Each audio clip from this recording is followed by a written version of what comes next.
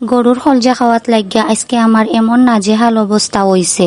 ফ্রিজে যতগুলা মশা আছে আমার সবগুলা মশা বাহরা লাগছে, আর এক এক করে দেখা লাগছে যে কোন মশার মাঝে গরুর খলজা আছে।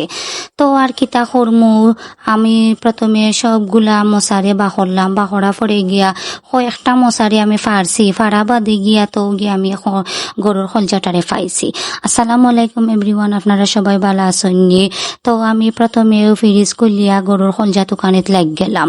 একটা একটা করে সবটা মশারে চেক করি আর দেখি আর যে কোনটার মাঝে হাড্ডি নাই, মানে খলজার মাঝে তো হাড্ডি থাকতো না। এখন আমি কিতা করতাম, আমি তো বুঝিয়ান না কোনটার মাঝে খলজা আছে।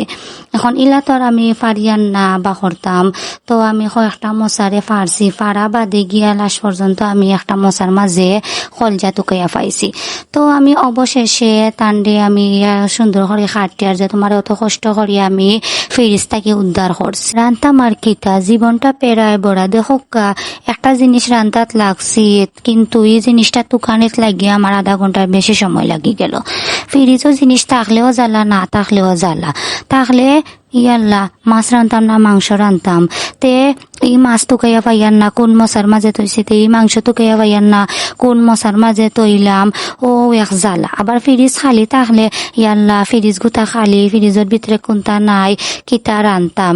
একটা কিন্তু আমরা দৈনন্দিন জীবনও ঘটে, খালি আমি দিনাই, আমরা প্রত্যেক ফ্যামিলিত আমরা সবর ক্ষেত্রেও একটা ঘটে। আমরা যারা হাউস ওয়াইফ আছি মানে গৃহিণী আছি, আমরার ক্ষেত্রে সব সময় একটা ঘটে।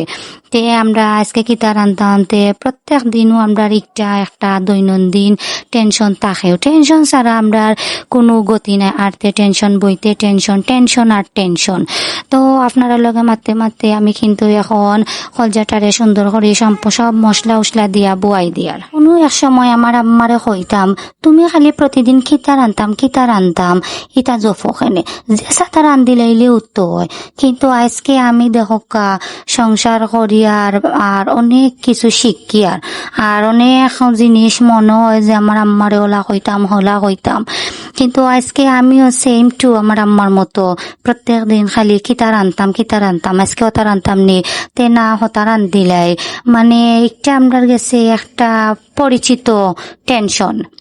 একটারে খালি টেনশন হইলে হইতো না, একটা আমরা গেছে খুবই পরিচিত একটা টেনশন যে আজকে কিতা রান্তাম। তো সংসার জীবন তো ওলাও নতুন যেহেতু আমি সংসার করছি, এখন তো আমার অনেকটা মানে কি অভিজ্ঞতা হইছে।